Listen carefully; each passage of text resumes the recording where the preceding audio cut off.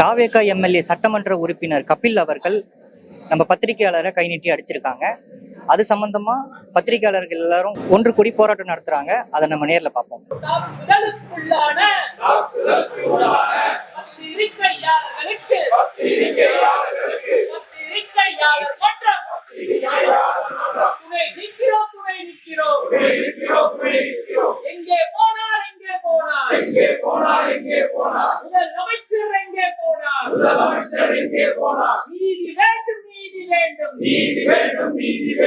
எங்களுக்கு நீதி வேண்டும். தமிழக அரசே காவல்துறையே, தமிழக அரசே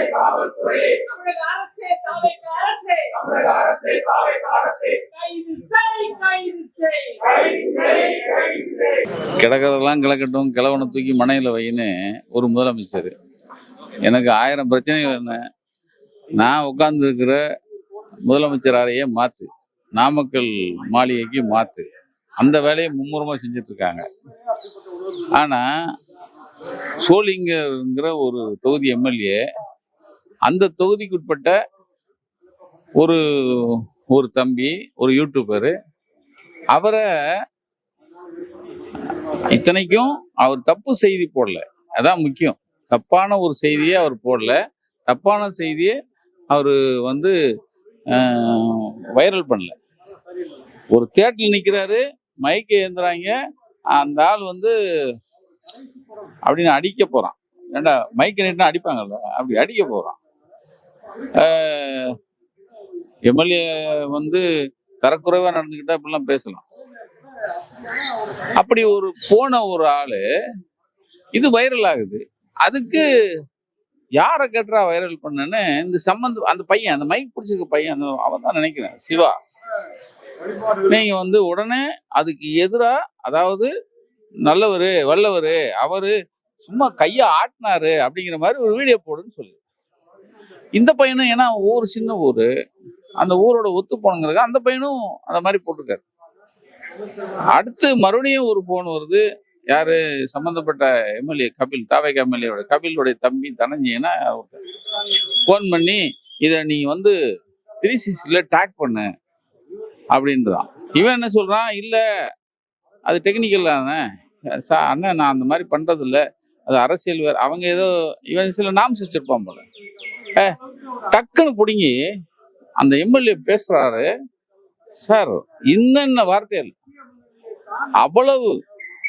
ஏன்னா அவங்க முதலமைச்சர் டேஷ் டேஷ்ங்கிறாரு, அது மாதிரி 100 டேஷ் போட்டு பேசுறான். பேசிட்டு மறுபடியும் அவன் தம்பி புடுங்குறான், உனக்கு அவ்வளவுதான்டா, நான் வைடா அப்படின்னு வச்சுதான். மறுபடியும் இன்னொரு ஆடியோ கேட்டேன், நீ உடனே 10 நிமிஷத்துல இங்க வரணும்டா அப்படின்னா. ஆனா நான் ஒரு இது பேசிட்டு இருக்கேண்ணா, ஏய் வர்ற என்ன ஒழுங்கா நீ சொன்ன பச்சு கேட்டு போக மாட்டியா என்ன அப்படின்னா, சார் அந்த எம்எல்ஏ தேட்டர்ல இருந்து வெளியே வர்றாரு, வெளியே வந்தவர்கிட்ட மை நீட்டுறான் பட அப்படின்ட்டு போறான். அப்படி அதுக்கு மறுப்பு போட்டாச்சு. இவங்க என்ன எதிர்பார்க்கறாங்க? அப்போ இது என்ன சொல்ல வரேன்னா, இந்த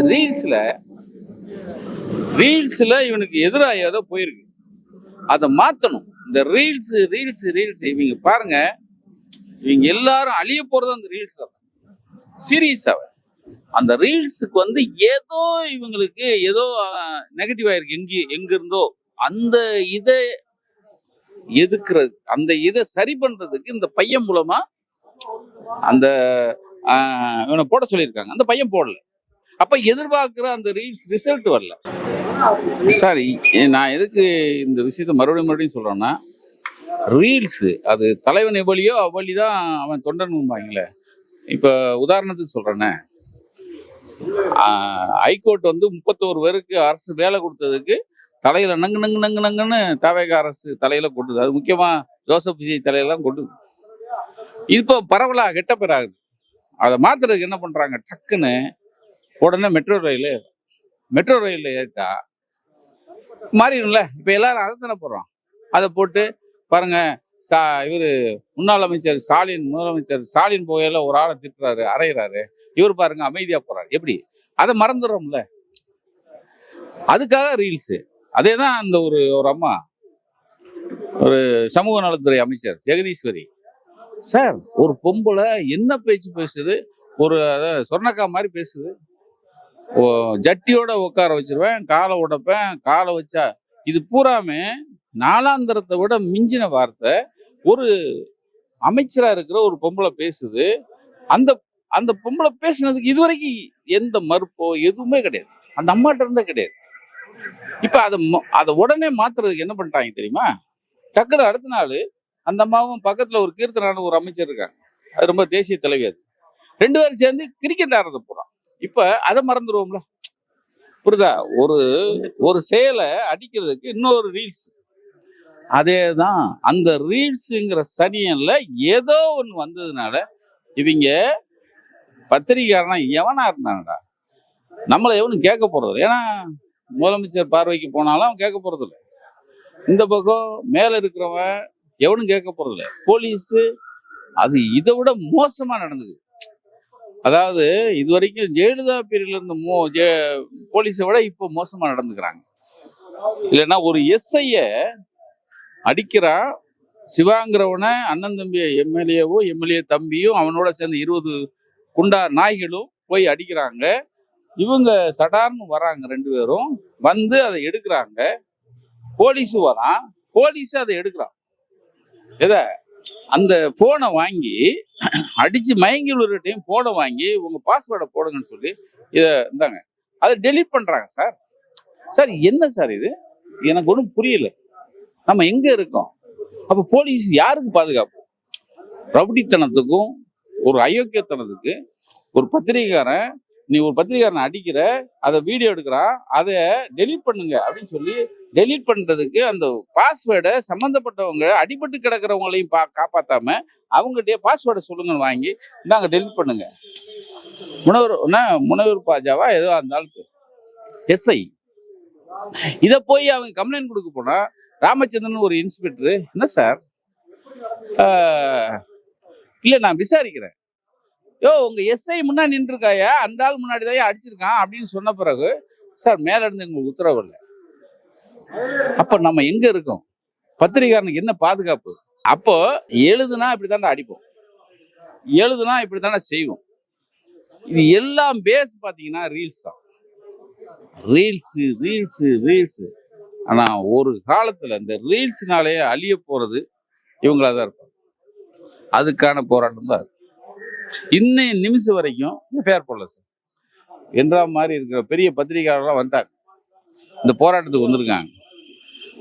அப்போ இந்த போராட்டத்தோட தன்மை எல்லாருக்கும் தெரியும். ஒரு 2 பெரிய பத்திரிகைகளுடைய நிருபர்களை மயங்கி விழுந்தாலும் அடிச்சிருக்காங்க, மயங்கி விழுந்தவர்கிட்ட போனை வாங்கி டெலிட் பண்ணியிருக்காங்க. அப்போ என்ன பண்ணாலும் கேட்க ஆள்ல, நம்மளை யாரும் கேட்க மாட்டாங்க. பொறுப்புல இருக்கிறவங்க கேட்க மாட்டான், மேல இருக்கிற போலீஸ்காரன் கேட்க மாட்டான், அதுக்கு மேல இருக்கிற அமைச்சர் முதலமைச்சரும் கேட்க மாட்டாங்க. அந்த தைரியம் தானே, அந்த தைரியத்தை நீங்க அசைச்சு பார்க்குற ஒரு போராட்டம் தான் இது.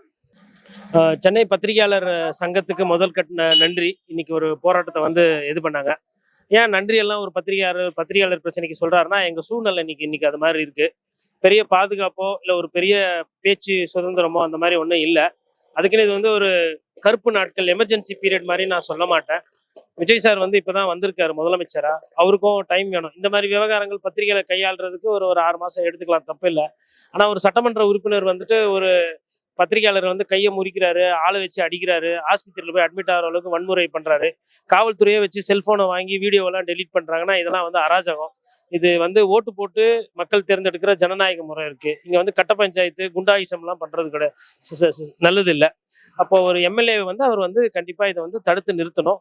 இது இன்னைக்கு எம்எல்ஏ பண்றாரு, நாளைக்கு இதெல்லாம் கவுன்சிலருங்க பண்ண ஆரம்பிச்சாங்கன்னா கிட்டத்தட்ட 12,000 கவுன்சிலர் வருவாங்க மாநகராட்சி பொறுப்புல வண்டி. அப்ப ஆளாளுக்கு இந்த மாதிரி சட்டத்தை கையில எடுக்கல, சட்ட துஷ்பிரயோகம். அதாவது தனக்கு அதிகாரம் இருக்குன்னு நினைச்சுக்கிட்டு எம்எல்ஏன்றது அது ஒரு என்ன சொல்றது, ஒரு புரிதல் இல்லாத ஒரு தன்மை. பதவி வரும்போது பணிவு வரணும், பணிவு வராத இந்த மாதிரி மற்றவங்களை பதட்டப்படுத்துறது அது அரசியலுக்கு நாகரிகம்ல. இப்போ எம்எல்ஏ அவர்கள் கபில் அவர் பண்ணிட்டு போயிட்டாரு. இப்போ இதனால வரக்கூடிய கெட்ட பேர் அது விஜய் சாரோட இமேஜை தான் அது இன்னும் மேலும் பாதிக்கும். அதனால முதலமைச்சர் இந்த விஷயத்துல கவனம் செலுத்தி பத்திரிகையாளர்களோட பாதுகாப்பை உறுதி செய்யணும். காவல்துறைக்கு போதிய அறிவுரை கொடுத்து இந்த மாதிரி சம்பவங்கள் இனிமேல் நடக்காத மாதிரி பார்த்து இதுக்கு வழக்கு தொடரப்பட்டு அவரின் மீது விசாரணை தேவைப்பட்டால் அந்த சட்டமன்ற உறுப்பினர் கைதும் செய்யலாம். ஏன்னா அசால்ட்டுன்றது வந்து ஒரு சாதாரண விஷயம் கிடையாது. ஒருத்தர் தொடர்றதுக்கு உரிமை கிடையாது.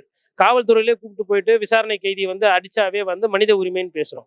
சம்பந்தமே இல்லாம எந்த காரணமே இல்லாம பத்திரிகையாளர் அடிக்கிறது, அவங்க கேமராவை பறிக்கிறதுன்றது வந்து இது வந்து முழுக்க சட்டத்தை வந்து மீறின ஒரு செயலாகும். இதுக்கு சட்டப்படி நடவடிக்கை எடுக்கணும். சார், ஒரு பத்திரிகையாளருக்கே இப்படிப்பட்ட ஒரு நிலைமை இருக்கும்பொழுது அப்போ சாமானியான மக்களுக்கான நிலைமை எந்த மாதிரியா இருக்கும்? ஏன்னா இப்ப இந்த தாவேகா அரசு வந்து சட்டமன்ற உறுப்பினர் அவர். ஸோ அவருக்கு அந்த சட்டமன்ற உறுப்பினர்ன்ற தைரியம் தான் வந்து இது செயல்பட்டதா, இல்ல வேற எதனால அவர் வந்து அந்த தைரியத்தை யார் கொடுத்தாருன்னு நினைக்கிறீங்க? இது ஒரு முக்கியமான கேள்வி. அவருக்கு ஏன் இந்த துணிவு வருகிறது என்றால், தன்னை யாரும் தட்டி கேட்க மாட்டார்கள் என்கின்ற எண்ணத்திலிருந்து இந்த துணிவு வருகிறது. ஏன் அந்த எண்ணம் வருகிறது என்றால், இதுவரைக்கும் இப்படிப்பட்ட விவகாரங்கள் வருகிற போதெல்லாம் இதுவரையில் அவருடைய கட்சியினுடைய தலைவரும் தமிழகத்தினுடைய முதலமைச்சருமாகிய ஜோசப் விஜய் அவர்கள் வாய் திறந்து எந்த கருத்தையும் சொல்வதில்லை. இன்னும் குறிப்பாக சொல்ல வேண்டும் என்றால், ஊடகவியலாளர்களை அவர் சந்திப்பதே இல்லை. அது நம்ம தலைநகர் தில்லியில பிரதமரை சந்தித்துட்டு வெளியே வருகிற போது ஊடகவியலாளர்கள் எல்லாம் அவரிடம் பின்னாலேயே சென்றார்கள். பிரதமரிடம் என்ன பேசினீர்கள், என்ன கோரிக்கைகள் வைத்தீர்கள், அவர் என்ன பதில் சொன்னார் என்று கேட்க அவருடைய கடமையை செய்கிறார்கள். இவர் ஒன்று சம்பிரதாயமாக கூட சொல்லியிருக்கலாம், என் தமிழகத்துக்கான ஒரு 5 கோரிக்கைகளை வச்சிருக்கிறேன், அவர் பரிசீலிக்கிறதாக சொன்னாரோ சொல்லலையோ, பொதுவாக தலைவர்கள் அப்படி ஒரு மரியாதைக்காக சொல்லுவார்கள். ஆனால் அப்படி கூட அவர் சொல்லலை. அவங்க கேள்விகளை வீசினார், அவர் புன்னகையை வீசி விட்டு சென்று விட்டார். அப்போது இருந்து பார்க்கிறோம், இன்றைக்கு வரைக்கும் பல்வேறு பிரச்சனைகள் தமிழகத்தில் முன்னெடுத்து வந்திருக்கின்றன. இப்போ கடைசியாக கூட சொல்றதா இருந்தால், இப்போ இந்த கரூர் விஷயத்துல அந்த வேலை நியமனம் கொடுத்தது செல்லாது என்று நீதிமன்றம் சொல்லுது. இதுல எல்லாம் கட்சி தரப்புலேருந்து செய்திகள் வருகின்றன, அரசு தரப்புலேருந்து மேல்முறையீடு செய்ய வேண்டும் வருகிற தவிர, முதலமைச்சர் என்ற முறையில் அந்த வேலையை அந்த நியமன ஆணைகளை கொடுப்பதற்கு தான் நேரில் போனார்ல. அப்ப இதே போல இப்படி அதுக்கு நிராகரிக்கப்பட்டு விட்டது என்கிற போது இவர் நேரில் வந்து மக்களுக்கு விளக்கம் சொல்லணும்ல. நேரில் கூட்டம் போட்டு சொல்ல வேண்டாம், ஊடகங்கள் மூலமா சொல்லலாம், செய்தியாளர்கள் மூலமா சொல்லலாம்.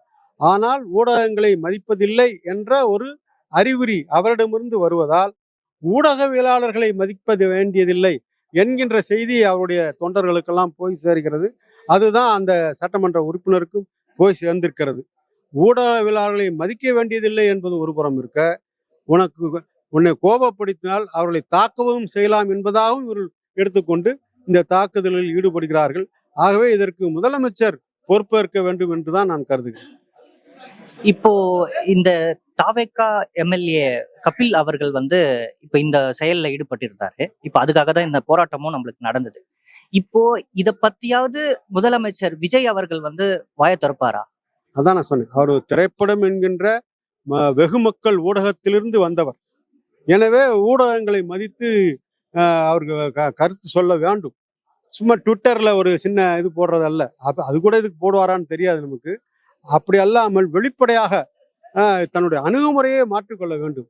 செய்தியாளர்களை சந்திப்பது என்பது ஒரு கடமையாக மேற்கொள்ள வேண்டும். ஏன்னா இதுக்கு முன்னாடி பல தலைவர்களை சந்தித்திருக்கிறோம்.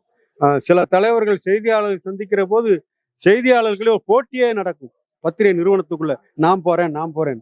ஏன்னா அவ்வளவு சுவைபட இருக்கும். கேள்விகளை எந்த கேள்விகளையும் தவிர்க்காமல் பதில் சொல்வார்கள்.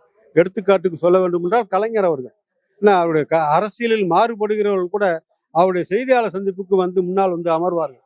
அவருக்கும் தெரியும் யார் யாரெல்லாம் எந்த ஊடகத்திலிருந்து வந்திருக்கிறார் என்று அவருக்கு தெரியும். எப்படிப்பட்ட கேள்விகள் என்று கேள்விகள் வருகின்றனோ அதை வைத்தும் சரியாக கணித்து பதில் சொல்வார். எந்த கேள்வியும் தவிர்க்க மாட்டார். இது அவர் மீதான, அவரும் ஊடகத்திலிருந்து வந்தவர் தான், திரைப்பட கலையை சரியாக பயன்படுத்தி கொண்டு வந்தவர் தான். அப்ப அவர்களெல்லாம் கற்றுக் கொடுத்த அந்த பாதையிலிருந்து இவர் ஏன் விலக வேண்டும்? சொல்ல போனால் பிரதமர் அவர்கள் செய்தியாளர் சந்திப்பதில்லை என்று தெரியும். ஆனால் அவரிடமிருந்து இதைத்தான் இவர் கற்றுக்கொள்ள வேண்டுமா என்று நாம் கேட்க வேண்டியிருக்கிறது. எனவே அந்த ஒரு சட்டமன்ற உறுப்பினருக்கே இப்படி நடக்கிற போது நிச்சயமாக நீங்க சொன்னது போல பொதுமக்களுக்கு ஒரு அச்சம் ஏற்படும். இவர்களை கோபப்படுத்துவது போல அல்லது இவர்களுக்கு மனசுக்கு ஒவ்வாத ஏதாவது ஒன்றை செய்துவிட்டால் நம் மீது தாக்குதல் வரக்கூடும் என்று இந்த அரசை விமர்சிப்பதையே அல்லது வெளிப்படையாக விமர்சிப்பதையே கூட, அந்த விமர்சன உரிமையை கூட மக்கள் இழக்க நேரிடும் என்று அப்படி ஒரு கவலைக்குரிய எதிர்காலத்தை நான் யோசித்து பார்க்கிறேன். எனவே அப்படி ஒரு கவலைக்கு இடமில்லை, அப்படி ஒரு கவலைப்பட தேவையில்லை என்கின்ற நம்பிக்கையை ஏற்படுத்த வேண்டிய பொறுப்பு மீண்டும் முதலமைச்சரிடம்தான் இருக்கிறது. ஏனென்றால் இது தனி மனித செல்வாக்கு, தனி மனித முயற்சி என்கிற முறையில் கட்டப்பட்ட ஒரு கட்சி தான் அது. அது இப்போது இருக்கலாம், கலந்து ஆலோசிப்பார்கள், ஒரு கூட்டு செயலாளர் சின்ன சின்ன அளவில் இருக்கலாம்.